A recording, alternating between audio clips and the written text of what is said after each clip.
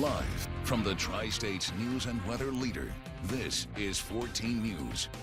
Well, good morning and thanks for joining us. It's 5 o'clock now on your Tuesday, November 11th. I'm Mitch Carter. That's right, I'm Casey Mason. As always, thanks so much for joining us. Well, after yesterday's first really wave of winter weather here, lots of folks heading out today wondering what's today going to bring. Well, not as cold. Temps will moderate, but we're going to have to wait a while for Veterans Day. Heading out to the LST for any of the surfaces. It will be brisk out there, and then temperatures will modify somewhat during the afternoon. Let's go right to the forecast. We thank all of our veterans. For November 10th yesterday, we had record snowfall, a third of an inch, knocking out trace amounts we had in 1977. So let's get right to it. We do have wind chills, generally have dropped in the teens, breezy, not as cold. Highs in the upper 40s. If you're out traveling, could still be a few slick spots on bridges and overpasses, some ice.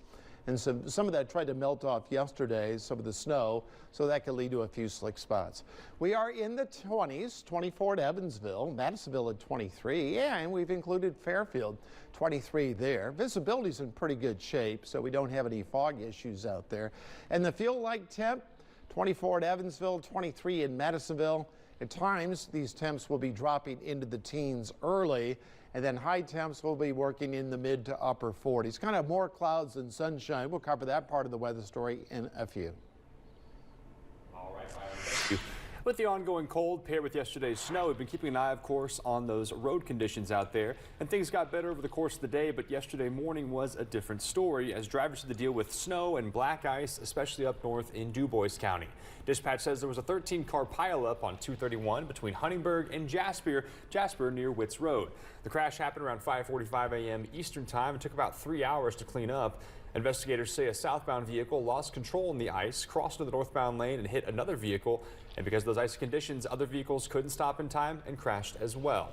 ISP officials say people need to remember the basics of winter driving as the seasons here continue to change. The key things for driving in adverse weather conditions is driving responsibly. Slow down, give yourself extra time, increase your following distance. That is so important. Also, if you notice that your vehicle is starting to slide, remember, keep your foot off of the accelerator, keep your foot off of the brake, and steer towards the skid. Officials say one person was hurt in that 13-vehicle crash, and they were taken to the local hospital for treatment. No word, though, on their current condition. Although the tri-state was spared from really heavy snow here in our area, parts of northern Indiana were not as lucky. People living in the South Bend area are